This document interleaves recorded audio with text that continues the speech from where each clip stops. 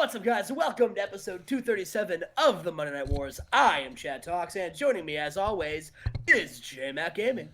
Chad, this is the worst Nitro I have ever seen you book.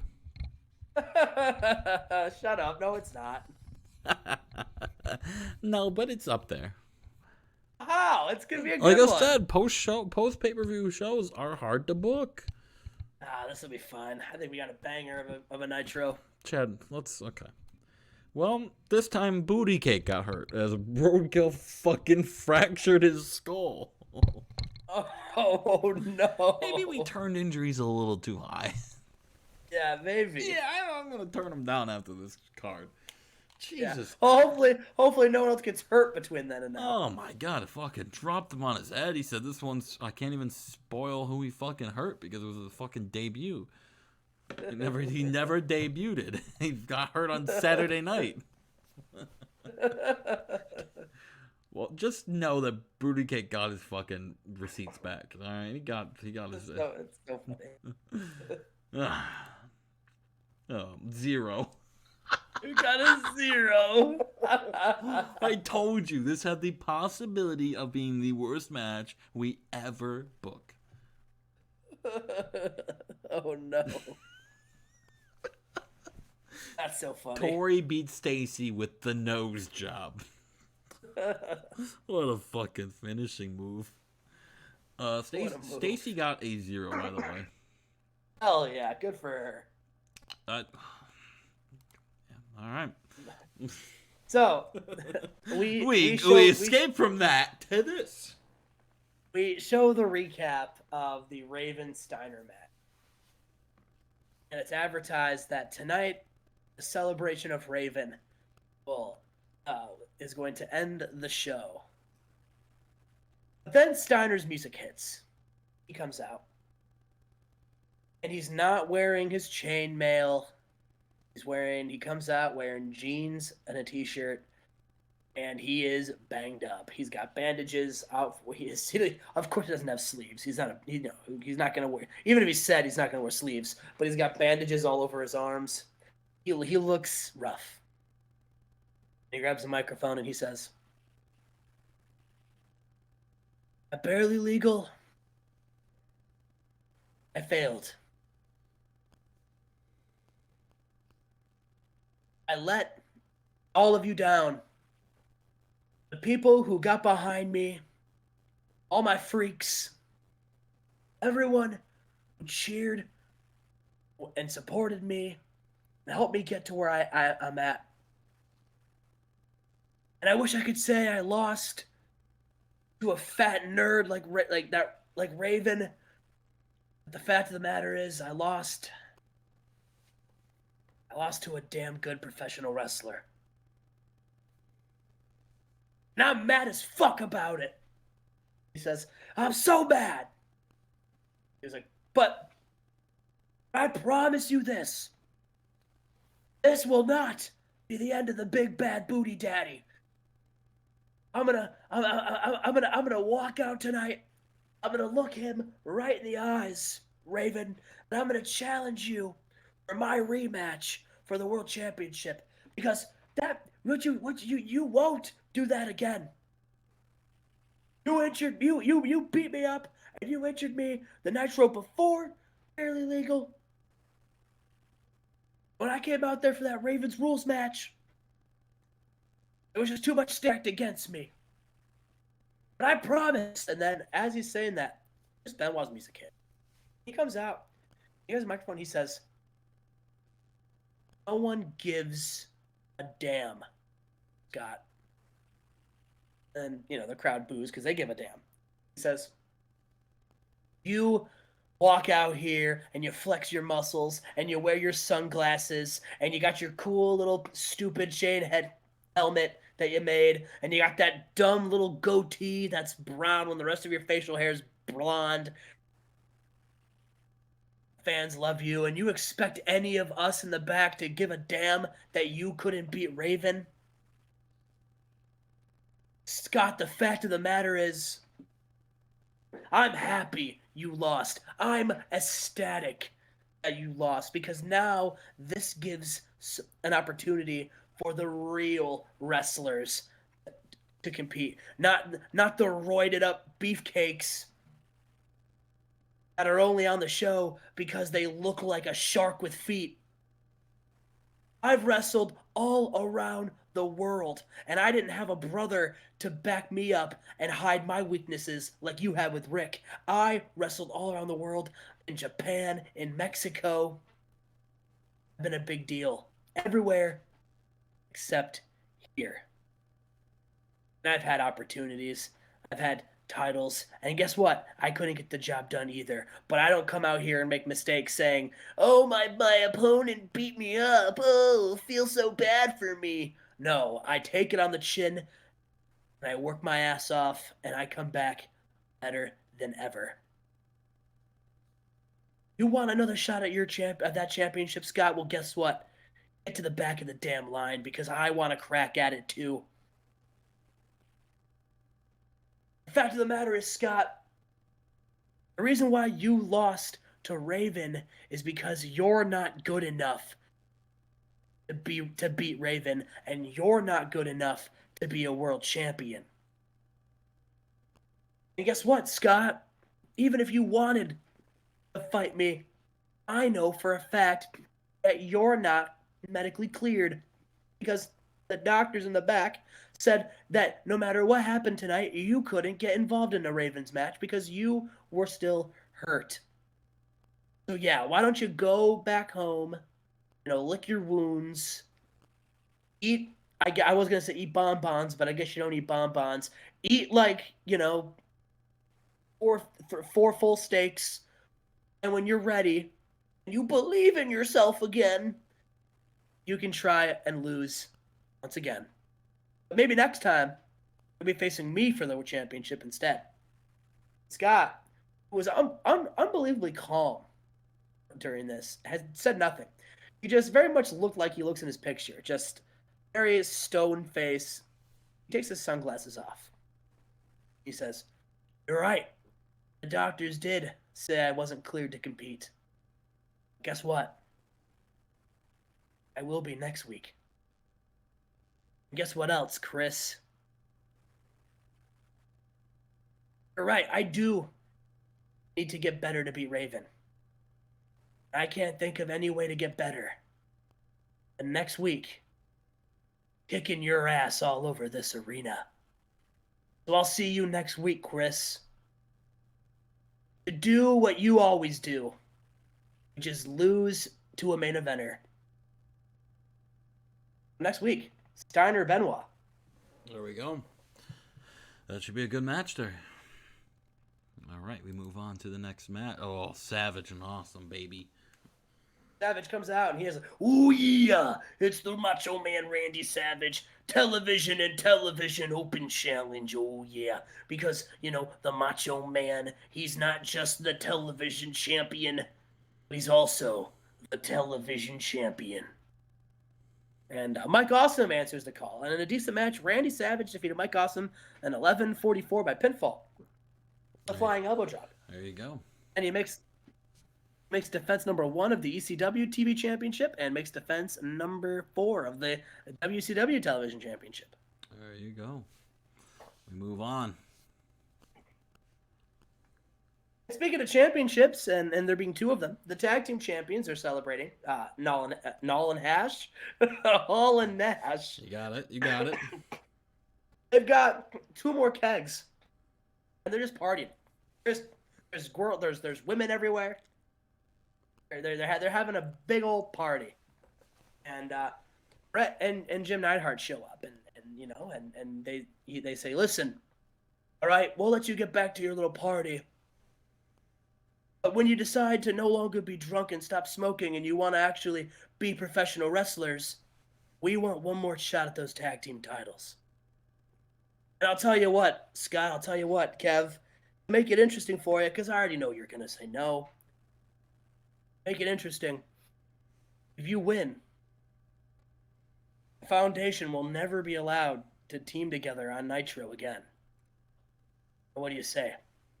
Hall and Nash, they look at each other and they go, Yeah, we can kick your ass one more time. We're in.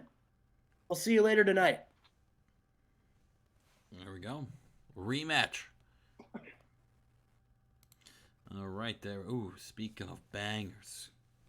Speaking of tag team matches, in a poor match, Lodi and Sick Boy defeated Jamie Noble and Val Venus, Just Incredible and Stevie Richards in 940. Order of elimination was Just Incredible and Stevie Richards, and then Jamie Noble and Val Venus. Sick Boy and Lodi, they celebrate. They've got the business cards of Rick Rude. And Sick Boy and actually he was really happy, but then he remembered, he looked at Sick Boy and he said, "Oh my God, we never called him." So they sprint down the ramp because they never called Rick Rude. Mm-hmm. And after that's happening, Jamie Noble and Val Venus, they're in their ring, they're licking their wounds, and then you hear Alex Wright's music and Val Venus is pissed. But Alex Wright and Tory Wilson walk down the ramp and they make out. They make out right in front of Val Venus. Fuck yeah, let's go. We come back and Dreamer is in the ring. He does not have his hardcore championship. He's got just his global championship. He has a microphone. He says, "Last night, I gave you my heart." last night at Barely Legal, Sorry. the worst thing happened. I lost my hardcore championship to a savage who's missing an ear and used to wear a mask and hit people with barbaric weapons. Now, he's got tears in his eyes. They're like welling. He looks so defeated. He said, "Now I have to do the hardest thing I've ever had to do in my career. Something that I've never thought I'd have to do, and easily the hardest decision of my life. The hardest thing I've ever had to do in my entire life. I have to say ECW's good." You all right? Yeah. Oh, I'm just Tommy Dreamer's so disgusted. Tommy Dreamer's so disgusted he could barely stomach it. He said, I feel like I'm gonna faint, but listen, I tried to get out of it. I tried to have a doctor write me a note. Tried to get out of it. I didn't think I could medically clear to do it, but I'm a man of my word, so here we go. My name, Dreamer. Tommy Dreamer. And ECW is good. And the fans are popping. He says, "Good and dead." Because even though I lost the hardcore championship, ECW lost the war. Not only to Chris Jericho in the Inner Circle, but even before that. Because they're not here and I am. So, ECW. Goodbye. Good riddance. Have a nice day. And then Mick Foley's music hits. He's got the hardcore championship. He says, "Tommy, I've been watching you for the last few months on TV for the other company I used to work for. They weren't using me a whole lot, so I had lots of time to watch TV. I watched you a lot, and a world heavyweight title match, his last match there. What do you mean? Jerk off. Go job the Masawa and put your papers in, scumbag." He says, "I haven't really liked what I've seen from you, a man that I used to have a lot of respect for. But that's okay, because not only do I have your old hardcore championship, but I've got something else for you. I've got a surprise. Tommy, this is your life." Oh, Jesus Christ. And he does a "This Is Your Life" segment, and he shows images and clip arts of Tommy Dreamer in his old ECW days. He plays old footage Tommy Dreamer in all of his ECW moments, winning the ECW championship, doing all of these things, and he brings in people from his career. Got like he brings in his mother, Tommy Dreamer's mother. He says, Tommy, I miss back then. I miss that you were so happy. You were so happy getting your head beaten by a chair, Tommy, and you need to go back to it. And Dreamer's heard enough. Dreamer freaks out, and he says, you know what, Tommy, Mick, I want my rematch. You fight me right now. All right, come on, this is enough. And Mick says, I thought the have a nice day would. This is your life would put some sense into you, but it looks like I'm gonna have to beat it out of you again. And then just like that, we've got the rematch for the hardcore title. Mick Foley versus Tommy Dreamer tonight. There we go. You mean it's right now? There we go. Yes. And a good match.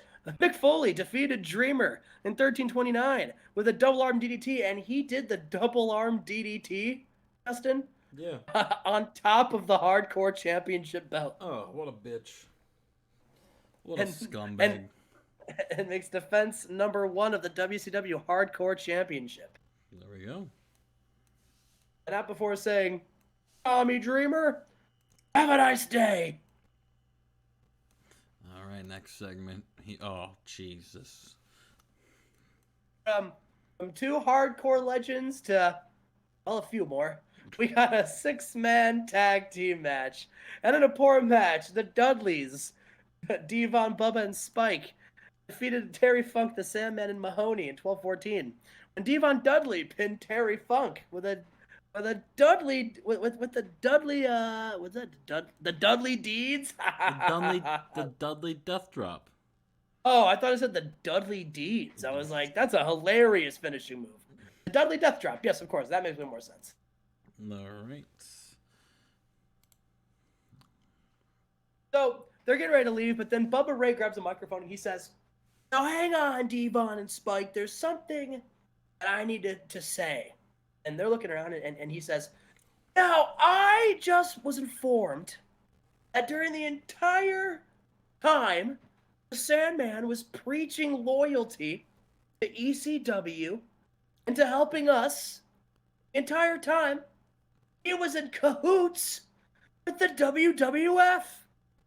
And it got, and I'll even say this, With Devon, WWF? Spike, yeah, he was in cahoots. He was talking to them. He was going to leave to go to the other company. In fact, he had a contract. He had a last day. He was gonna dip out. But guess what? Here's the funny thing. Shitbag did drugs, and they fired him before he started. Had to. So, Sandman, now that you've been outed, you've been caught, you've been had, I just say this can't stand. You need to pay for your betrayal. I think there's only one way that I know how to make that happen. Devon! What? Get the tables! And they get a table, and they put the Sandman through a table.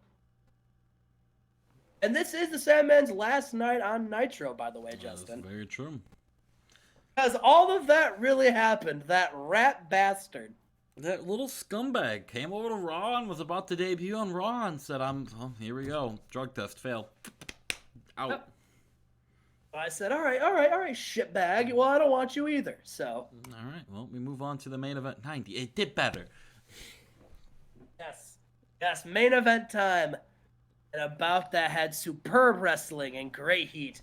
The Outsiders defeat Bret Hart and Jim Neidhart in 2008?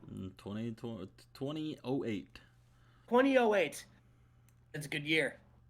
When Scott Hall pinned Jim Neidhart with a fallaway slam, and they make defense number 2 of the NCAA. Yeah, we want to bet at this, wow. buddy. The WCW Nitro Tag Team titles. And Justin, now the Foundation. They can't team anymore. They're done. What do you need to do? These fucking pulling out 98s, Chad. I know. Well, listen, I'll tell you, that's the stipulations. They agreed to it. And then 100 to finish. Oh, fuck, I wasn't supposed to. Oh, it's fine. So the correlation, the celebration of Raven comes out. He shows up, and first of all, he drops down from bungee cords from the ceiling, like a god descending from heaven.